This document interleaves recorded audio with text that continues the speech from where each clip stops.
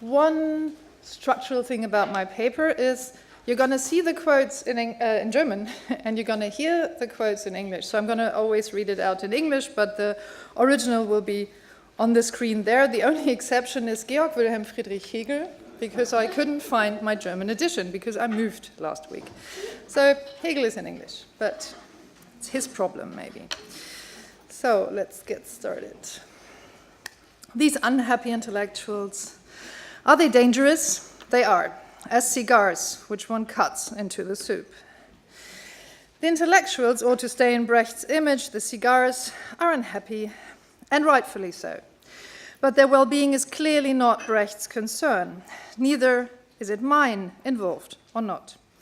It's rather their toxic and viral contamination of life that troubled Brecht as much as it should trouble us. In what is to follow, I will thus focus on exactly this viral toxicity of the intellectuals.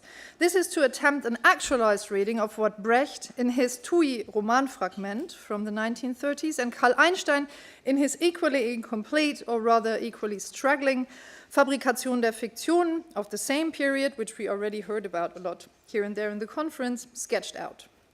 Brecht, as will be demonstrated, even more so Einstein, were aiming at a self-defacing of intellectualism by defaming its modern origin as surplus life, cigars.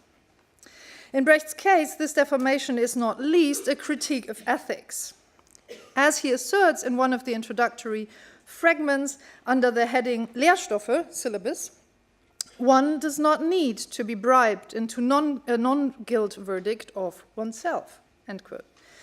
An ethical problem that is solved by the TUIs in thinking of themselves as the bearers of truth. So their self-discharge is categorical. The syllabus in the text is consequently preceded by their Hauptlehre, guiding principle, consciousness determines being, which is, of course, an inversion of Marx's famous being determines consciousness. To characterize the TUI, Brecht employs a very specific grouping of aesthetic means, mainly readapted figures from Chinese theater, which will also return as a major means in Brecht's later version, the Turandot, the Kongress der Weißwäscher of 1954. Brecht got more and more invested in these forms in the early 30s, while working on the TUI fragments when in 1935, and we saw him earlier in a picture, he saw the legendary Chinese actor Mei Langfang perform in Moscow and later also met with him. On the basis of this contact, Brecht regenerated his understanding of the V effect, the estrangement effect. His notes from this meeting summarize the principle of Mei Langfang's means in Brecht's understanding. And I just translated a couple of examples. For example, technique not entirely conflated with content and no immediate impact, knowledge necessary, or the player gift not just agreed at the register, but each time again in the play. What Brecht sketches out here is not just a list of theatrical means, but also a space in which to deviate from ideological or, in Einstein's wording, fictitious conscience. Brecht makes room for revolutionary voluntarism. Mei Langfang's own four stylized and meticulously articulated physical registers of play, chant and gesture, speech and acrobatics, however, are all but modern, acting within the tradition of the Peking opera. In the TUI fragments, which are not a play, but one might say rather a milieu study, an ethnographic fieldwork, Brecht not only uses Chinese names and tropes from Chinese theater, but converts specifically one of its experiential effects, the processual resistance between technique and content, to establish the TUI's inadequacy to the lives they contaminate. The fragments are subdivided into larger chapters. So, major lines, viewpoints, and plans, 4 journeys, TUIs and TUI schools, the golden age of the TUIs, further takes on the history of the TUI Republic, demise and end of the TUI stories. So you see, it is a fieldwork. Brecht moves from the external observation of principles to a historicization, which explains the rise of the civilization and a record of its demise. But for all the self-implying humor in these fragments, the Brecht self-implication remains scant.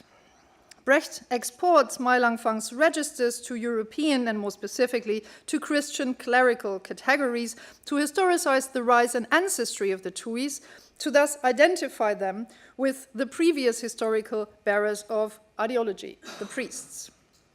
In characterizing the Tuis with schemata lifted from Chinese theater, Brecht's usage of the clerical insignia become infinitely more poignant because the social isolation which professionalized intellectualism in Brecht's times, as much as in our own, is consequently rendered as essentially esoteric and comically pathological even.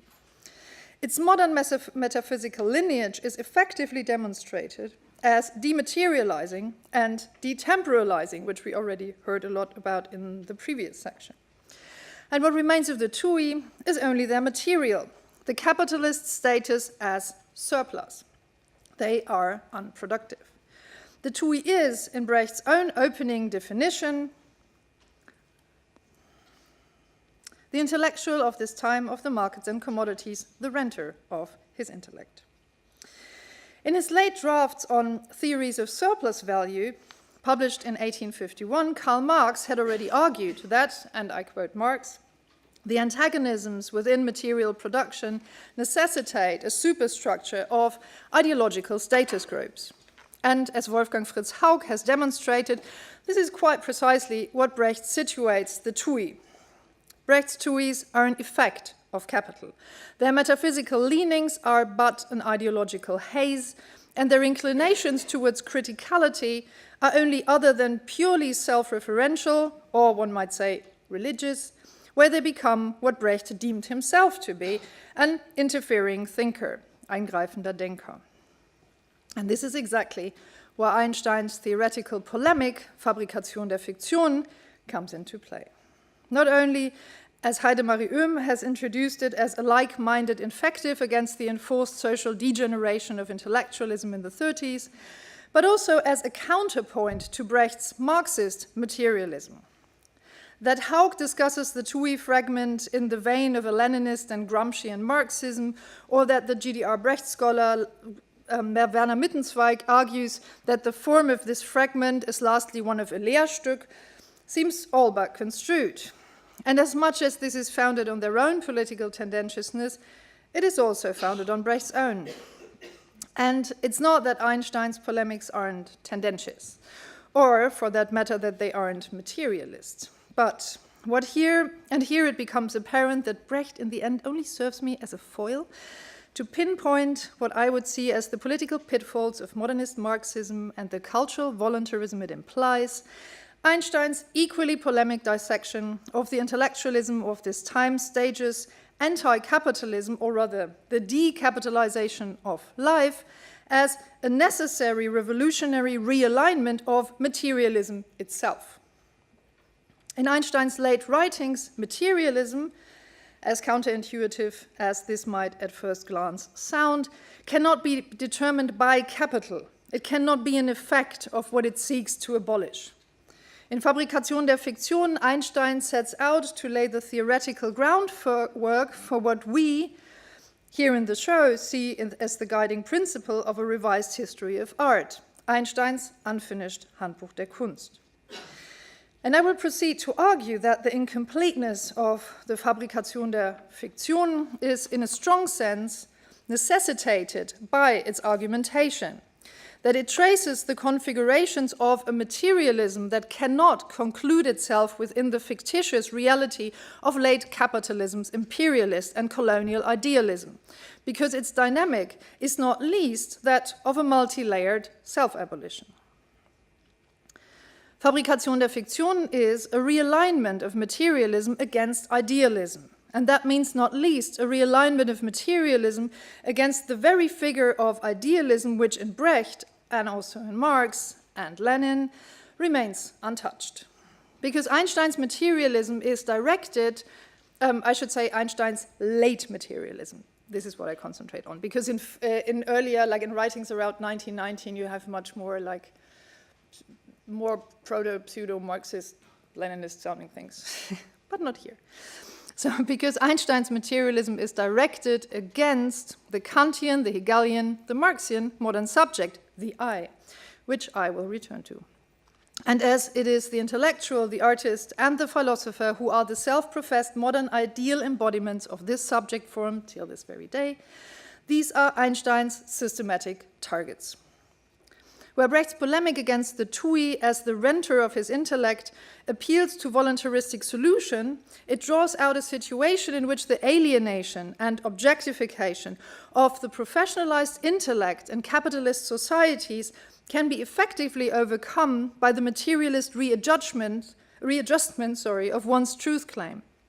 So, if the measure of one's intellectual reflections is no longer their exchangeability, their malleability, and thus their marketability in accordance to their disidentification with the production of use value, if intellectuals, in other words, turned their capitalization on the productive labor of others into establishing their own use value for the bearers of this labor, e.g. the working class, then they'd be socialized in Brecht's terms. Differently put, the problem about the aim for an affirmative understanding of the working class is their own emanation from capital.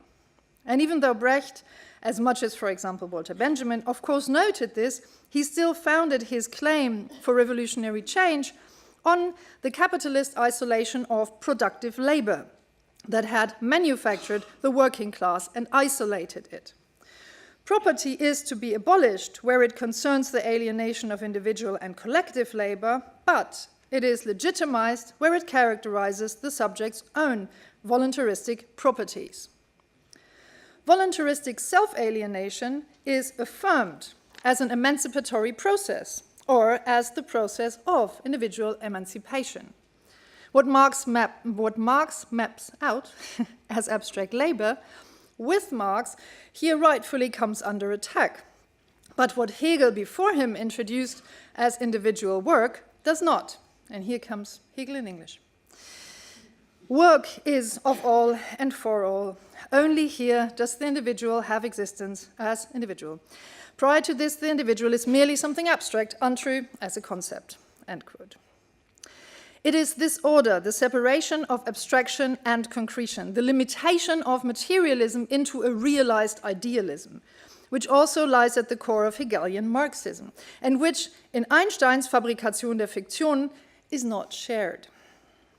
Einstein picks a series of central tropes from aesthetic as much as from political theory, which he, in Fabrikation der Fiktion, again and again takes apart exemplarily, demonstrating their idealist function and genesis. One of these figures, for example, a very prominent one, is the metaphor, which he characterizes as an archaism. And funnily and tellingly, Susanne Leb already used the parts of the very same quote, which I'm now going to use too, and Tom also referred to it this morning, so this is a very popular quote. The metaphorical strings contain another archaism. The different conditions and things slip into one another and are evaluated evenly. One sign can replace the other randomly, and so the mana wanders serenely from humans into things, from animals into stones. A similar neutralization of concrete things or persona is administered by the capitalist. He defigures humans and objects by the means of abstract money, which is his mana.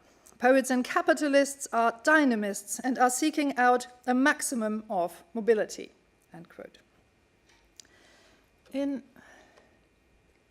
Sorry, it's really warm in here. In attacking the role of metaphor in modern thought, and Einstein returns to this in relation to philosopher and artists too, so here we have capitalists and poets, and other occasions we have philosophers and artists. Einstein here sees the idealism which is contained in such metaphorical adaptations of capital's self-representation as an idealism. What Marx in the first volume of Capital termed the appearance of capital as an automatic subject, a perpetuum mobile of its own making. So where the metaphor contents itself of refiguring capital and thereby making it visible, if one, for example, looks at the critique of capital in virtual, or in lots of contemporary art theories, you will see that they are interspersed with such metaphors of capital, the most popular still being cultural capital. But in Einstein's view, at the same time, this reinstates this metaphorical use of capital. In Einstein's view, this reinstates capital's idealism of absolute exchangeability, an ongoing dematerialization of metamorphotic life as infinitely equalized in figures of idealism. And another trope he uses very often to discredit things is dualism, which, I can return to later maybe, because it also came up earlier. So Einstein does thus effectively refuse to distinguish between the critical and the affirmative use of a category. And one could demonstrate this in many other cases too, like with dualism, for example. He instead argues for the need of an affirmative and thereby metamorphotic materialism, I would say, which hands itself over to the transfigurations, the transen, which he turns into a verb, trans, of matter, human or not. And again, one can see in the exhibition in how far this is exactly what the Handbuch der Kunst effectively does, envisaging a system of affirmative categories.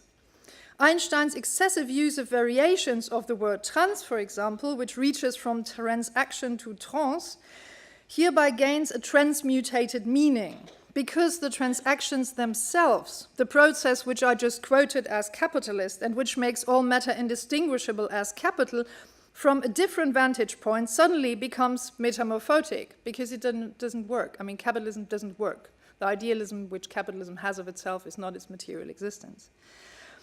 The metabolism of humanity with nature, which Hegel describes as the formative process of the subject in being rendered metamorphotic by Einstein, unbridles. I don't know if you can actually turn this into a verb, but it becomes transformational, it transmutates.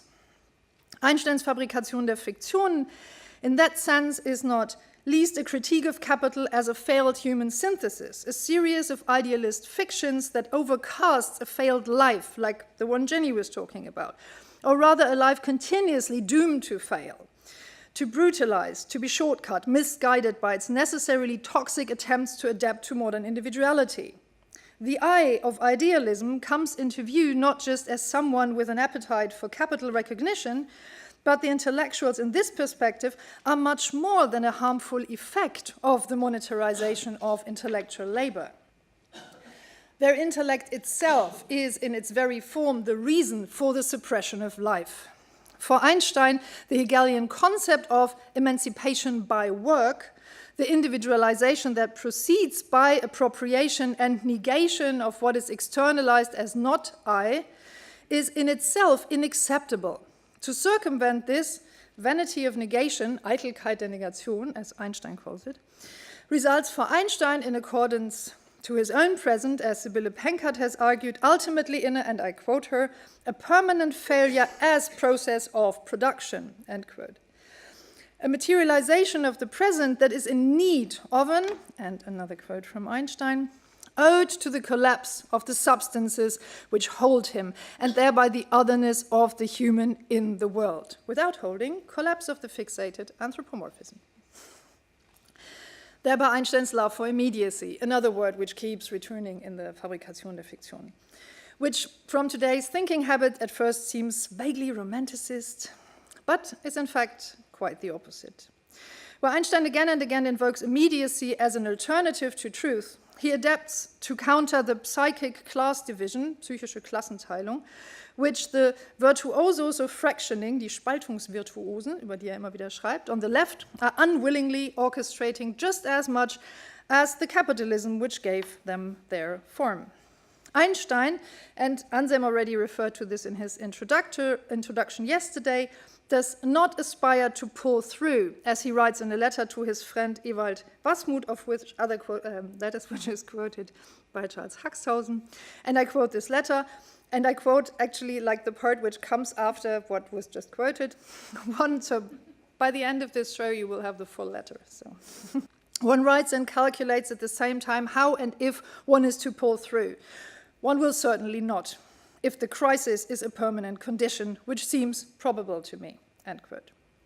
The impossibility to pull through, or to use Haxhausen's translation, to survive, in writing as much as in life, is enforced by the Fabrikation der Fiktionen, by the intellectual reinforcement of capital's idealism as the idealism of the intellect, within which there is no sublation, as Hegel had envisaged it, but only a series of critical escapisms, as which Einstein marks those colonial and imperialist metaphoric fake immediacy that he sees in aesthetic primitivism as much as in the Leninist adorations of the working class.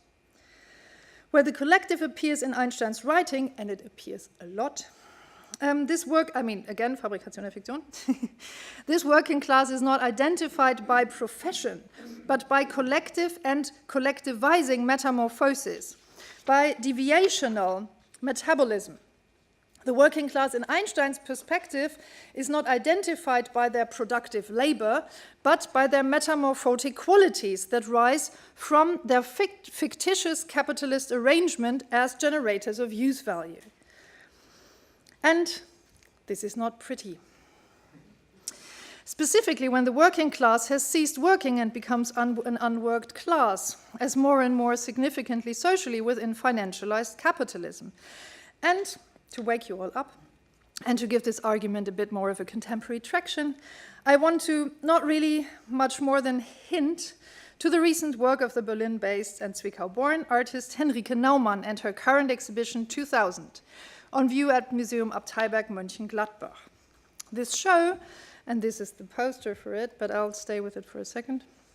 The show brings together a combination of Naumann's works of the last years, video and sound work within a somewhat pastoral landscape of furniture, period pieces of the 90s, which are presented on a cheap-looking 80s pattern carpet, which is basically what you see here, cut out in the form of the national borders of West and East Germany of 1989.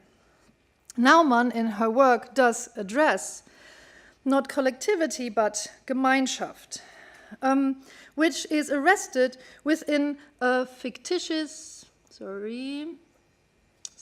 within a fictitious life that materializes in habitus, in Nazi habitus. Naumann's works are milieus, the materialism of a fictitious life into the sceneries of which the viewer is forced. So you sit in those lovely chairs and sofas to watch films, one of which I will shortly mention. One of Naumann's videos, for example, and this is the one you would see on the right, is called The Reich, and it's about the Reichsbürger, a militant group by now around 5,000 people all over Germany, armed people, who print their own IDs because they denounce the German state as an illegitimate state on the grounds of the Grundgesetz of 1949, which they refute. So they call themselves Reichsbürger and have their own passports. And Naumann does not document them. She does not explain what the Reichsbürgers are, but she assembles and visually overlays YouTube videos which Reichsbürger posted of themselves, standing their grounds against the German police, mostly. So here we have modern subjects out of labor, not productivity, no Innerlichkeit, but all the racism, sexism, and brutalism of a modern subject void of idealism. So when you keep the Hegelian subject form but leave no trace of progress, I would say then you're an installation by Henrike Naumann. So this is merely me pointing in Naumann's direction and saying, look.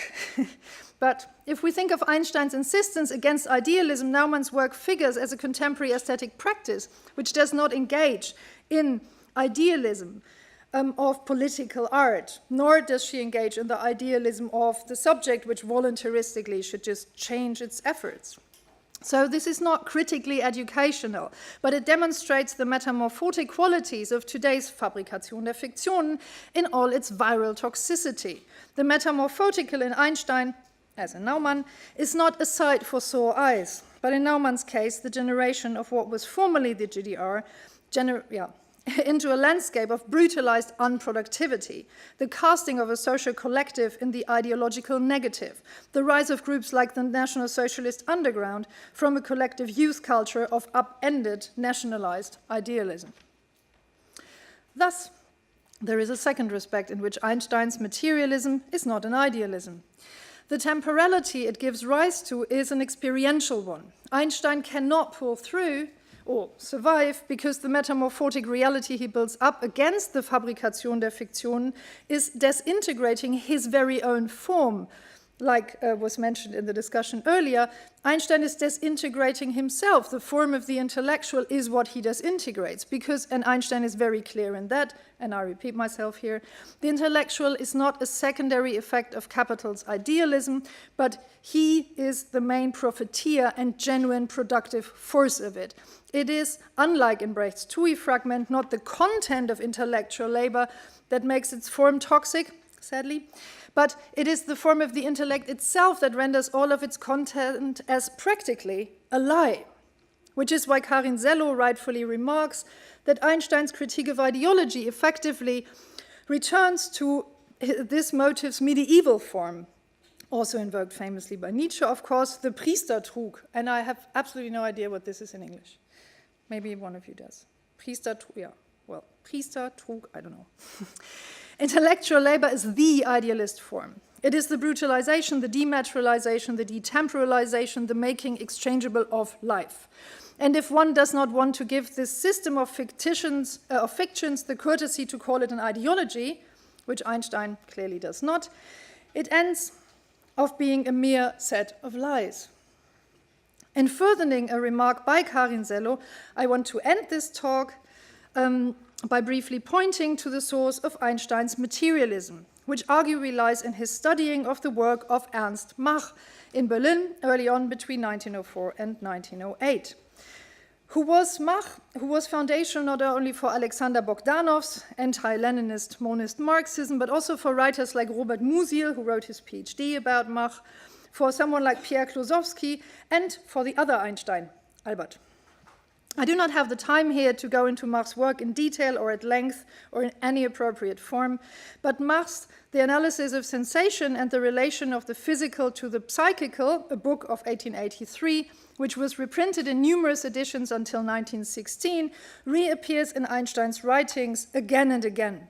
Not so much in direct quotes, but in Mach's central insight from the book, or in a series of Mach's central insights from that book, which Einstein in Fabrikation der Fiktionen lays out in its consequences.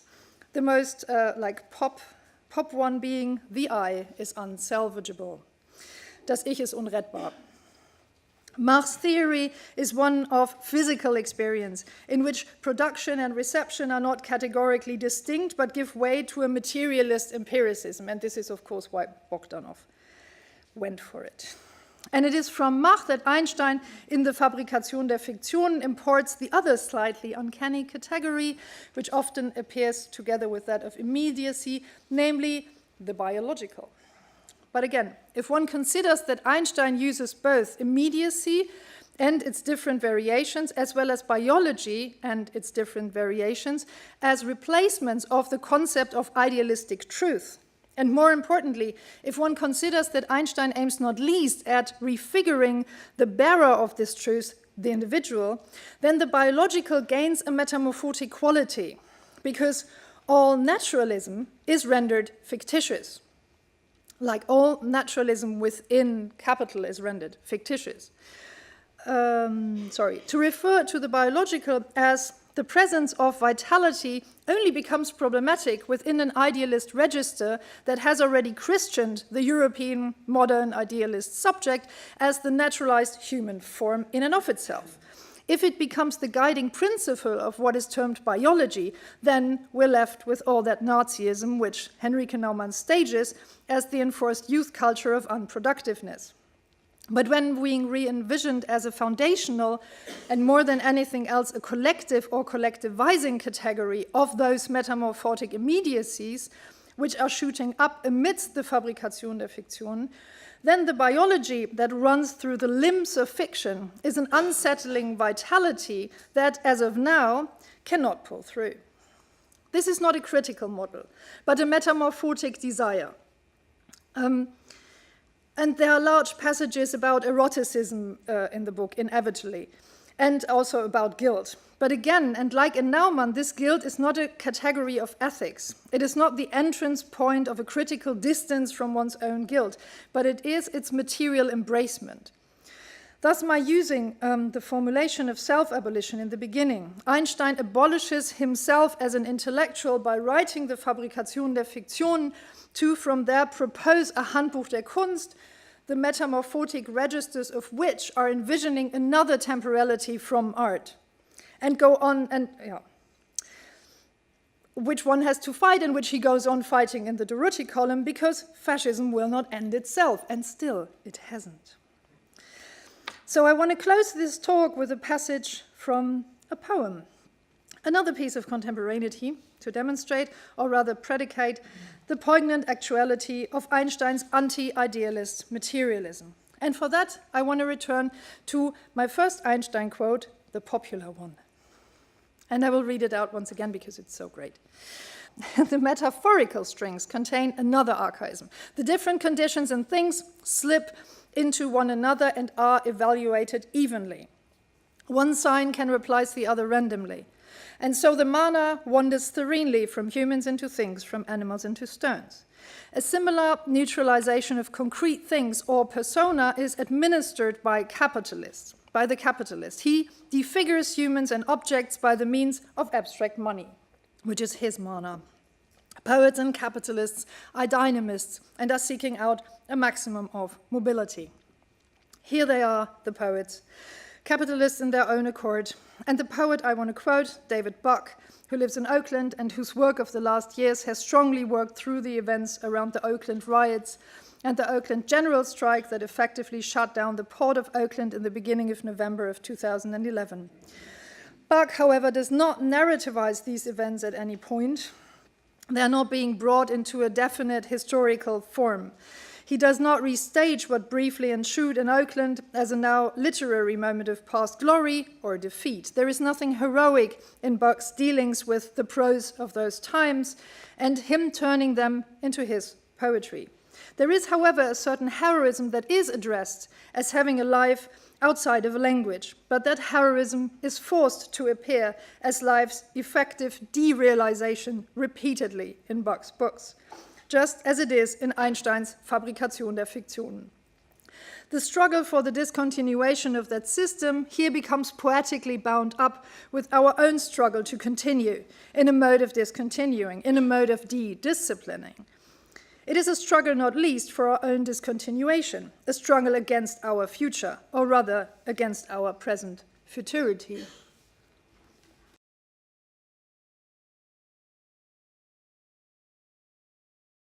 Thank you.